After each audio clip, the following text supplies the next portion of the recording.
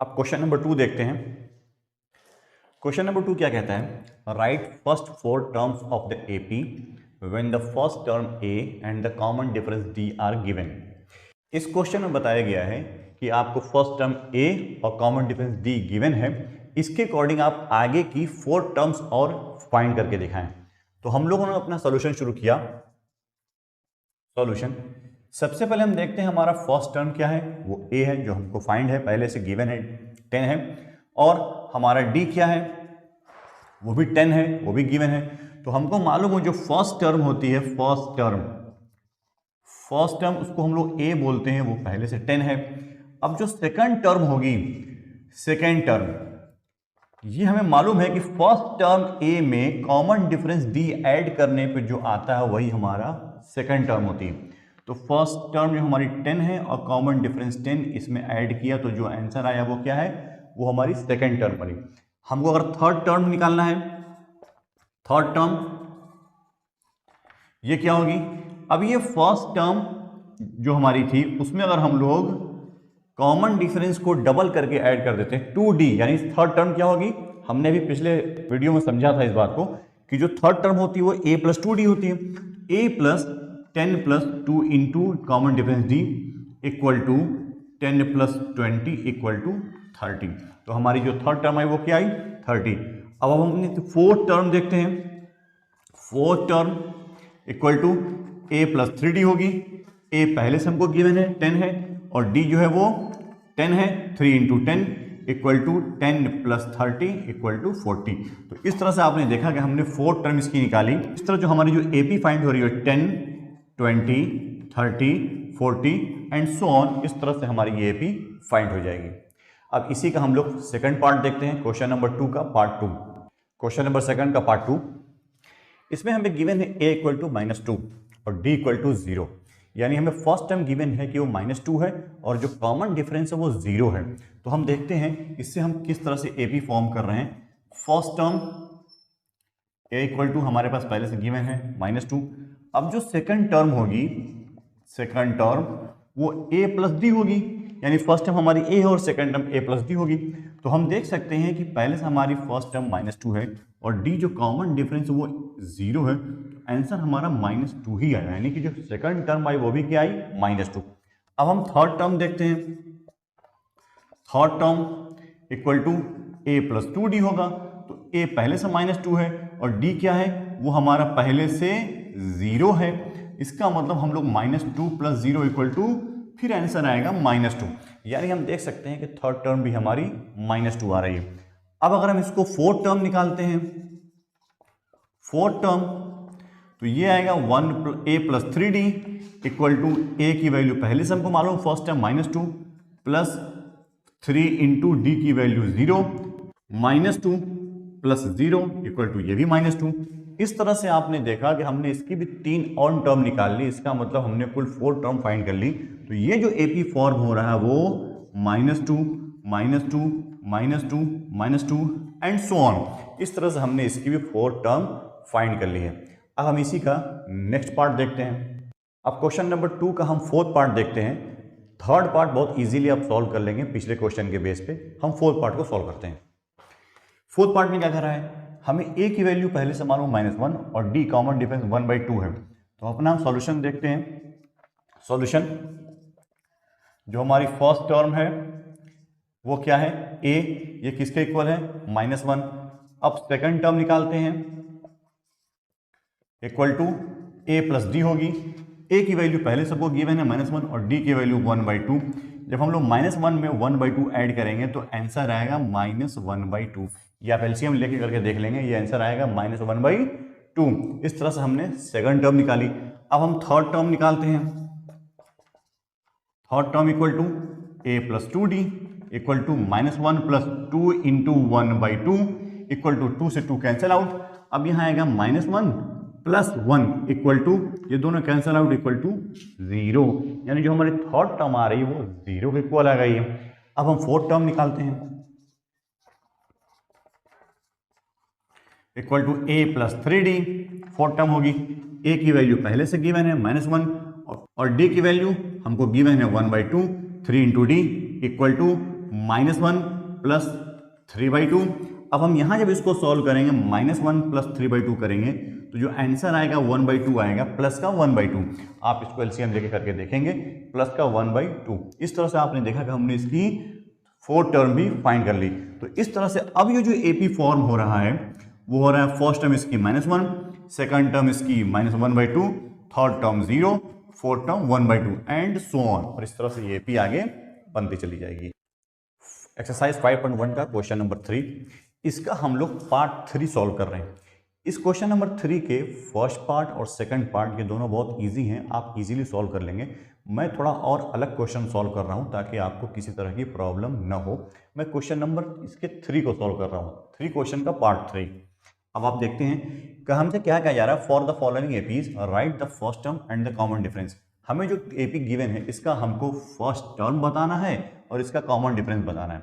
तो आपको मालूम है कि जो फर्स्ट टर्म होती है जिसको हम लोग ए से डिनोट करते हैं, वो किसी भी एपी की स्टार्टिंग में जो फर्स्ट टर्म होती है वही फर्स्ट टर्म है। फर्स्ट टर्म हमारी 1/3 है। इसका कॉमन डिफरेंस निकालना है तो हम इसका कॉमन डिफरेंस निकालते हैं। कॉमन डिफरेंस जिसको हम लोग डी से डिनोट करते हैं वो क्या होता है, आपको मालूम है कि बाद वाली टर्म से उसके ठीक पहले वाली टर्म को हम लोग सब्ट्रैक्ट कर देते हैं। यानी किसी भी 2 कंसेक्यूटिव टर्म को ले लें, इसमें बाद वाली में से उसके ठीक पहले वाली को सब्ट्रैक्ट कर देंगे तो जो आंसर आएगा वही हमारा कॉमन डिफरेंस आता है।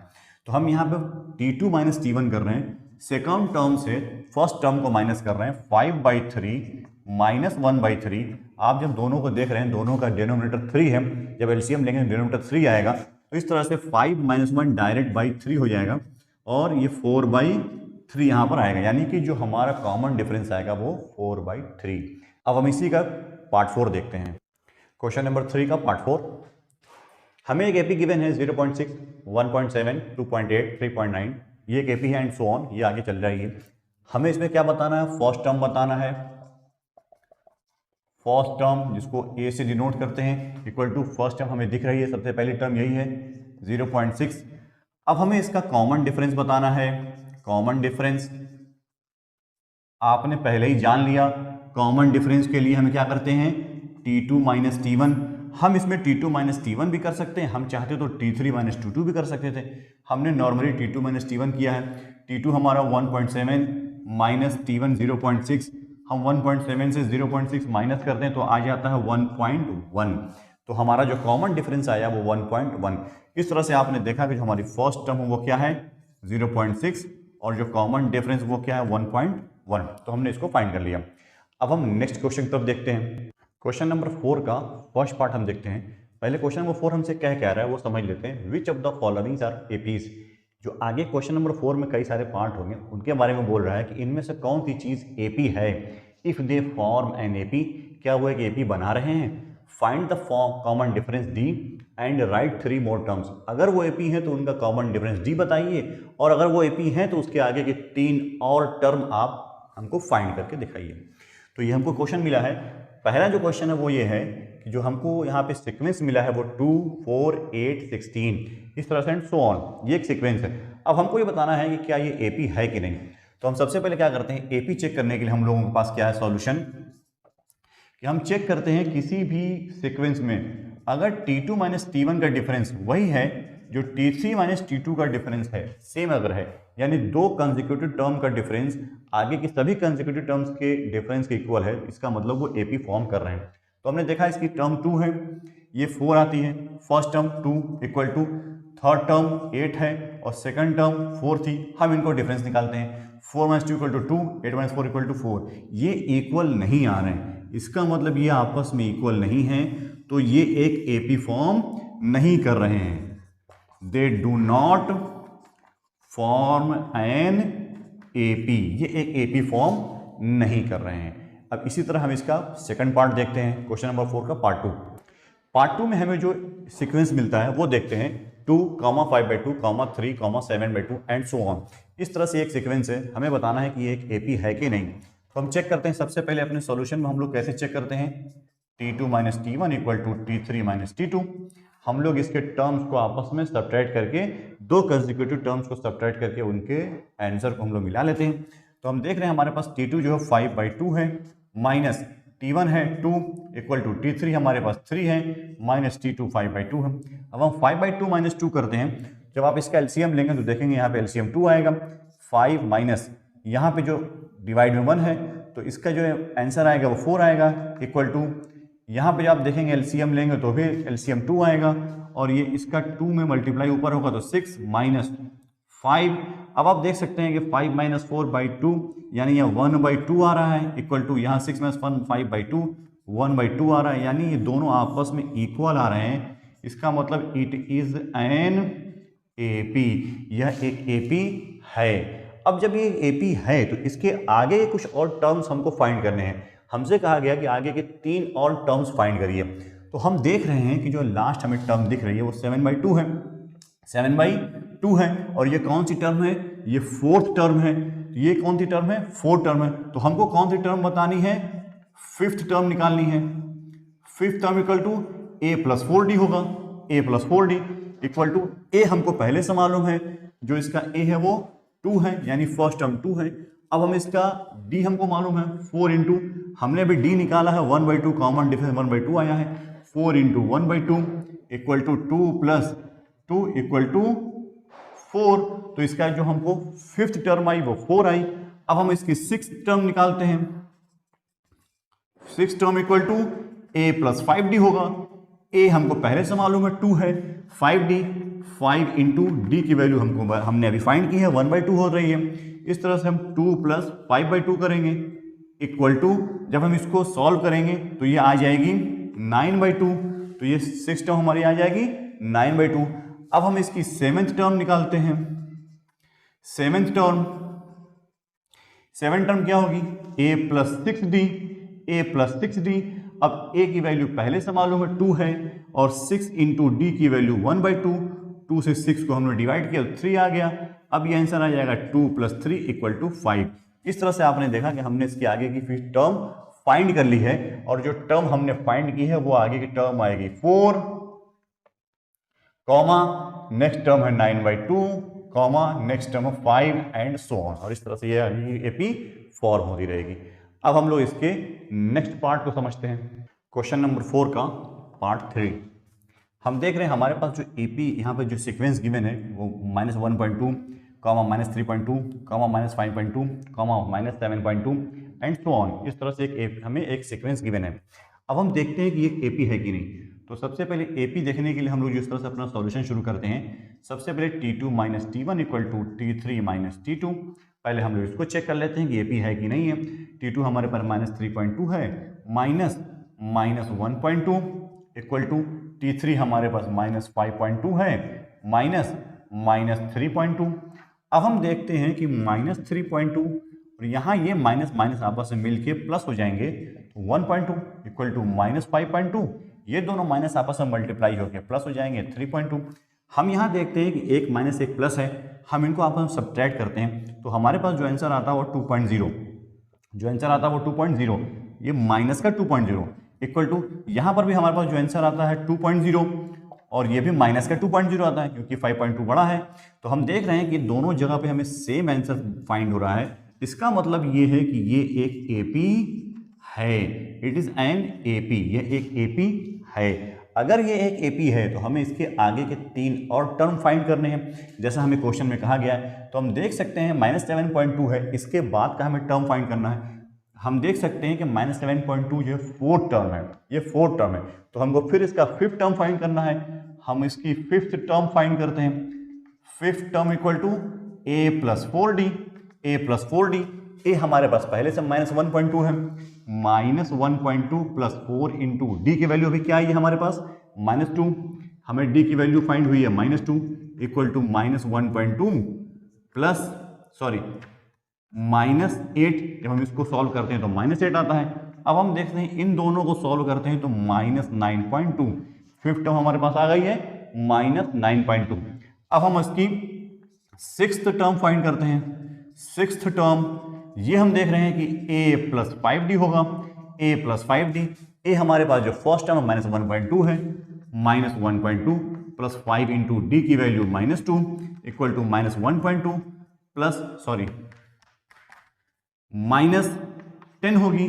अब हम जब इन दोनों को सॉल्व करते हैं तो देखते हैं -11.2 आती है, 6 टर्म हमारी -11.2 आ जा रही है। अब हम इसकी 7th टर्म फाइंड करते हैं।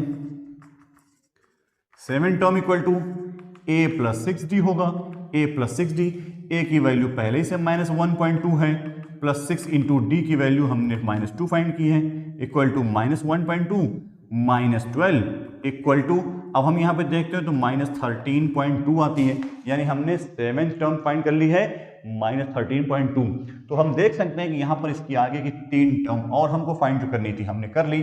जो हमने 5th टर्म फाइंड की है वो -9.2 की है, 6th टर्म जो फाइंड की है -11.2 की है, 7 पॉइंट जो है वो -13.2। इस तरह से आपने देखा कि हमने इसके आगे की भी 3 टर्म को फाइंड कर लिया है। क्वेश्चन नंबर 4 का 5th नंबर का पार्ट 5, हम पार्ट 5 देखते हैं।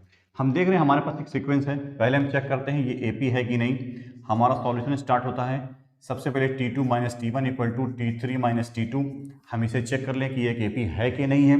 अब हम देख सकते हैं T2 हमारे पास 3 प्लस √2 है, माइनस T1 हमारे पास 3 है, इक्वल टू T3 हमारे पास 3 प्लस 2 √2 है, माइनस 3 प्लस √2 है। अब हम देख रहे हैं इसको सॉल्व करते हैं तो ये 3 प्लस का है, ये 3 माइनस का, ये दोनों आपस में कैंसिल आउट हो जाएंगे।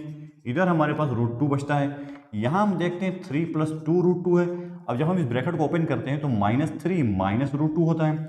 हम देख सकते हैं कि 3 से +3 से -3 कैंसिल आउट, और अब हमारे पास जो बचता है 2 √2 माइनस √2, 2 √2 माइनस √2। अब इस √2 को आप समझ लें कि इसके अंदर 2 √2 है, यानी √2 प्लस √2 इसके अंदर है, यानी इसके अंदर 2 √2 हैं। अगर इसमें से एक √2 माइनस हो जाएगा तो यहाँ बचेगा √2, क्या बचेगा यहाँ पर √2, तो इस साइड में बचेगा √2। इसका मतलब दोनों साइड हमारे पास सेम आंसर आ रहा है। इस तरह से हम कह सकते हैं कि ये एक एपी है, ये एक एपी फॉर्म कर रहा है। जब ये एक एपी फॉर्म कर रहा है तो हमें इसके आगे के 3 टर्म और फाइंड करने हैं। तो हम लोग इसका देख सकते हैं, इसमें भी हमें 4 टर्म मिले हुए हैं, इसका भी हमको 5th टर्म फाइंड करना होगा। 5th term equal to a plus 4d, आपने पहले फॉर्मूला सब सीख रखा है। जब हमको 5th टर्म फाइंड करना होता है तो a प्लस 5th में से एक कम 4d होगा।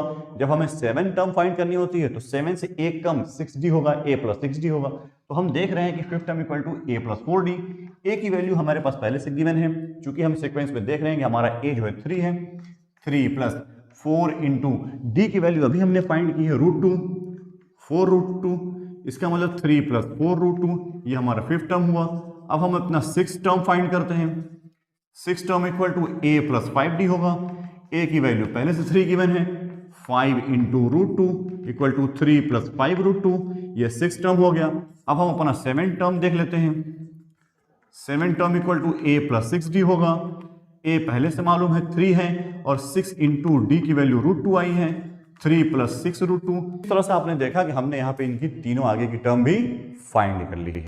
क्वेश्चन नंबर 4 का पार्ट 6 देखते हैं। हमें एक सीक्वेंस गिवन है 0.2, 0.22, 0.222, 0.2222। अब हम देख रहे हैं, पहले हम फाइंड करते हैं कि ये एक एपी है कि नहीं। तो हमारे सॉल्यूशन में सबसे पहला जो हमको काम करना होता है वो होता है T2 minus T1 equal to T3 minus T2। हमें पहले ये पता करना होता है कि ये एक एपी है कि नहीं। अगर ये एपी है तो फिर आगे बात हम करेंगे। हम देख रहे हैं कि T2 हमारा क्या है 0.22 माइनस T1 है 0.2 इक्वल टू T3 हमारा 0.222 माइनस 0.22, ये हमारा T2 है। अब हम इनको सब्ट्रैक्ट करके देखते हैं, 0.22 माइनस 0.2। जब हम इनको सब्ट्रैक्ट करते हैं तो हमारा जो आंसर आता है वो आता है 0.02, 0.02। और इधर जब हम इसको सब्ट्रैक्ट करते हैं तो हमारा जो आंसर आता है वो आता है 0.002। आप इसको सब्ट्रैक्ट करके देखेंगे तो जो मैंने आंसर लिखा वही आएगा 0.202 एंड 0.002।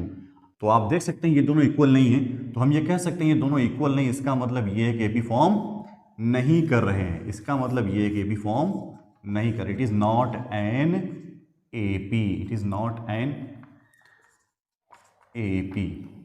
अब हम अपना नेक्स्ट क्वेश्चन देख, क्वेश्चन नंबर 4 का पार्ट 8। हमें एक सीक्वेंस गिवन है, चेक कर लें ये एपी है कि नहीं। सबसे पहले सॉल्यूशन में T2 minus T1 equal to T3 minus T2, यह हमें चेक करना है एपी है कि नहीं है।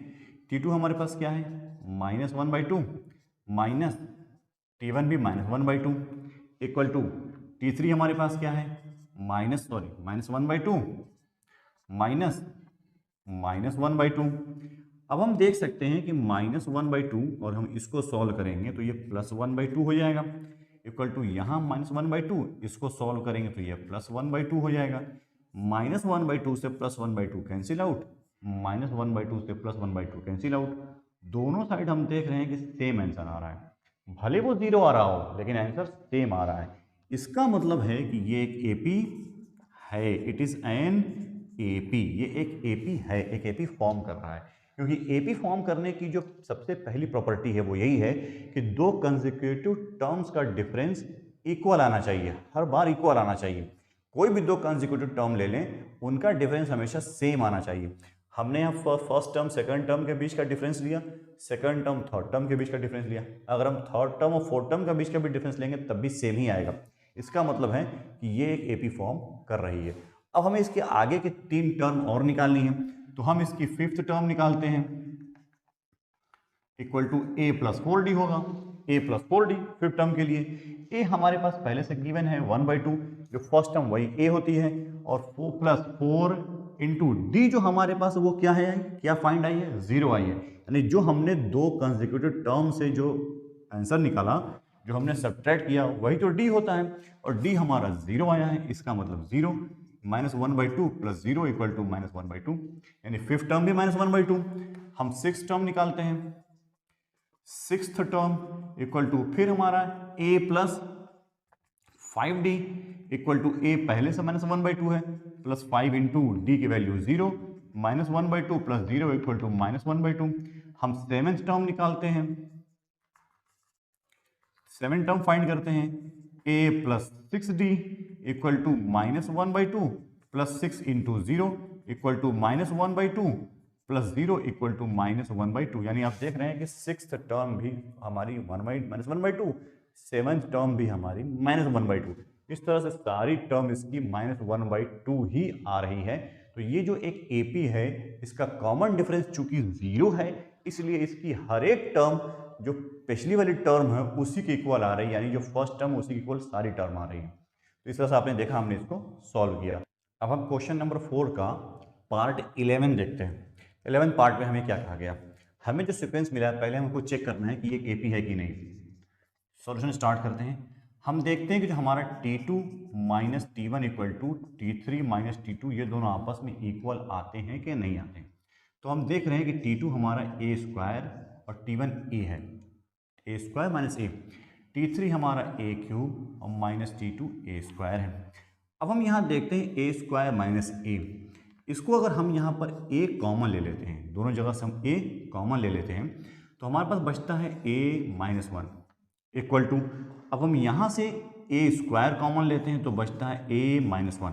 हम देख रहे हैं कि दोनों साइड में a-1 एक फैक्टर के फॉर्म में तो है, लेकिन उसके पहले जो एक और फैक्टर है वो है a और इधर है a², यानी दोनों तरफ डिफरेंस हो जा रहा है, एक जैसा आंसर नहीं है। इसका मतलब ये एक एपी फॉर्म नहीं कर रहे हैं, ये एक एपी फॉर्म नहीं कर रहे हैं। तो हम ये कह सकते हैं कि ये सीक्वेंस एक एपी नहीं है, it is not an AP. Next question समझते हैं, इसी का पार्ट नंबर 12 देखते हैं। हमारे पास एक सीक्वेंस है, चेक करें इसके एपी होने ना होने के बारे में। T2 - T1 equal to T3 - T2। हम देख रहे हैं कि T2 हमारे पास √8 है, -T1 √2 है, इक्वल टू T3 हमारे पास √18 है, -T2 हमारे पास √8 है। अब हम ज़रा देखें कि ये दोनों इक्वल हैं कि नहीं। √8 को हम लिख सकते हैं 4 × 2 माइनस इसको √2 इक्वल टू √18 को हम लिख सकते हैं 9 × 2 माइनस इसको लिख सकते हैं 4 × 2। हम देख रहे हैं कि 4 यहाँ पर जो है 2 का स्क्वायर है, इसको हम रूट के बाहर कर देंगे तो ये हो जाएगा 2√2 माइनस √2 इक्वल टू, हम यहाँ देख रहे हैं कि 9 जो है वो 3 का स्क्वायर है, इसको हम रूट के बाहर कर देंगे तो 3 हो जाएगा, 3√2 बचेगा, माइनस 4 जो है वो 2 का स्क्वायर है, इसको हम बाहर कर देंगे तो 2√2 बचेगा ये। अब हम देख सकते हैं 2√2 माइनस √2, यहाँ पे 2√2 यानी √2 + √2, इसके अंदर 2 √2 छिपे हुए हैं, इसमें से एक रूट टू अगर माइनस हो जाता है तो ये आंसर आएगा रूट टू इक्वल टू यहाँ 3 root two minus 2 root two, यानी इसके अंदर 3 रूट टू छिपे हुए हैं आपस में और इसके अंदर 2 रूट टू छिपे हुए हैं। अगर इनके अंदर से हम 3 रूट टू में से 2 रूट टू सब्ट्रैक्ट कर दें तब भी मेरे पास एक रूट टू बचता है, तो यहाँ भी आंसर आएगा रूट टू। हम देख सकते हैं कि दोनों साइड में सेम आंसर हमें फाइंड हो रहा है, इसका मतलब कि ये एक एपी फॉर्म कर रहे हैं, इसका मतलब ये एक एपी फॉर्म कर रहे हैं, इट इज एन एपी, ये एक एपी फॉर्म कर रहे हैं। अब जब एक एपी फॉर्म कर रहे हैं तो हमें इसके आगे के 3 और टर्म फाइंड करनी है, तो हम इसकी आगे के 3 टर्म और फाइंड कर लेते हैं। हम इसकी 6th टर्म फाइंड करते हैं, सॉरी सबसे पहले हम 5th टर्म फाइंड करते हैं, क्योंकि हमारे पास 4 टर्म है।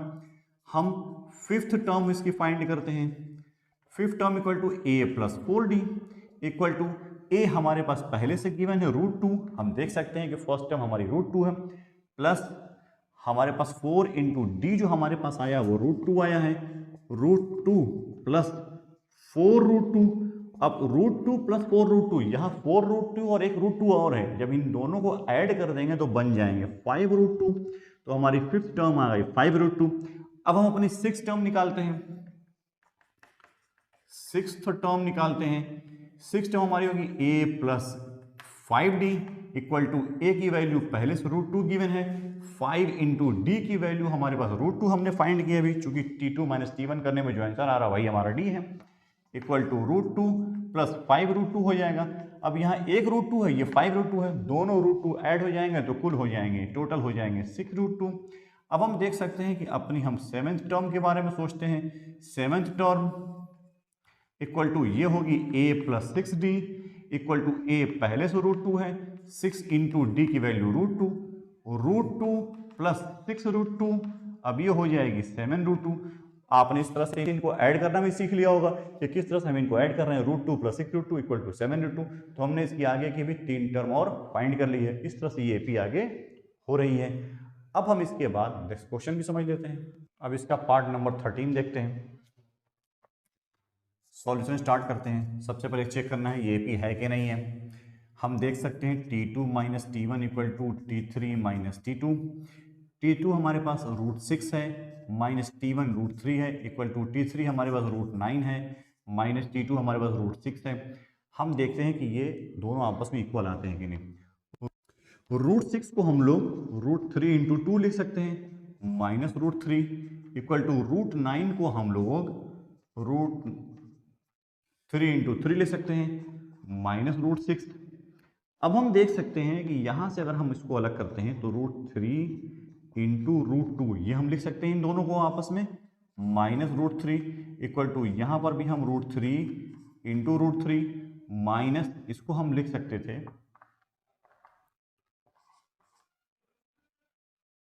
जैसे हमने यहाँ पर रूट 6 को लिखा है रूट 3 इंटू रूट 2, यहाँ पर भी हम इसको रूट 3 इंटू रूट 2 लिख सकते हैं। अब आप देख सकते हैं कि इन दोनों जगहों पर से मैं रूट 3 को कॉमन ले रहा हूँ, तो यहाँ से जो मेरे पास बचेगा वो रूट 2 माइनस 1 इक्वल टू, अब हमें यहाँ से फिर मैं रूट 3 कॉमन ले रहा हूँ तो यहाँ मेरे पास बचेगा एक रूट 3 माइनस रूट 2। दोनों जगह आप देख सकते हैं रूट 3 तो दोनों जगह कॉमन है, लेकिन रूट 2 माइनस 1 यहाँ पर है, यहाँ रूट 3 माइनस रूट 2, यानी दोनों अलग अलग हमें आंसर फाइंड हुए हैं। इसका मतलब है कि ये एक एपी फॉर्म नहीं कर रहा है, तो हम ये कह सकते हैं कि ये एक एपी फॉर्म नहीं कर रहा है, यानी ये दोनों आपस में एक नहीं है, it is not an AP. अब अपना नेक्स्ट क्वेश्चन समझते हैं। अब क्वेश्चन नंबर 4 का पार्ट 14 देखते हैं, सॉल्यूशन क्या है। हम देख रहे हैं हमें एक सीक्वेंस गिवन है a square, 3 square, 5 square, 7 square. हम चेक करते हैं कि ये एपी है कि नहीं। सबसे पहले हम लोग t2 माइनस टी1 करते हैं equal to t3 minus T2. अगर ये दोनों इक्वल आते हैं तो ये एपी है। हम देख रहे हैं कि t2 हमारा 3 का स्क्वायर है, माइनस t1 हमारा 1 का स्क्वायर है, इक्वल टू t3 जो है 5 का स्क्वायर है, माइनस 3 का स्क्वायर। 3 का स्क्वायर 9 है, 9 माइनस 1 इक्वल टू 5 का स्क्वायर 25 है, माइनस 3 का स्क्वायर 9। अब 9 माइनस 1 करते हैं तो हमारे पास आता है 8 और यहाँ 25 माइनस 9 करते हैं तो आता है 16। आप देख रहे हैं ये दोनों इक्वल नहीं हैं। जब ये दोनों इक्वल नहीं हैं इसका मतलब कि ये एक एपी फॉर्म नहीं कर रहे हैं, it is not an AP, ये एक एपी फॉर्म नहीं कर रहे हैं। इस तरह से आपने सारे क्वेश्चंस को समझ लिया होगा। इसके बाद जो क्वेश्चन 4 का पार्ट 15 है वो बिल्कुल इसी बेस पे है, उसमें भी आपको जो टर्म मिलेगी उसका स्क्वायर है, आप इजीली उसको सॉल्व कर पाएंगे। तो आपने क्वेश्चन नंबर 4 के लगभग सारे पार्ट को समझ लिया और इस तरह से आपकी एक्सरसाइज 5.1 यहाँ कंप्लीट होती है। तो आपने एक्सरसाइज 5.1 के सारे क्वेश्चन को ईजिली सॉल्व करना सीख लिया है। इसके बाद हम लोग एक्सरसाइज 5.2 के सारे क्वेश्चंस का सॉल्यूशन देखेंगे।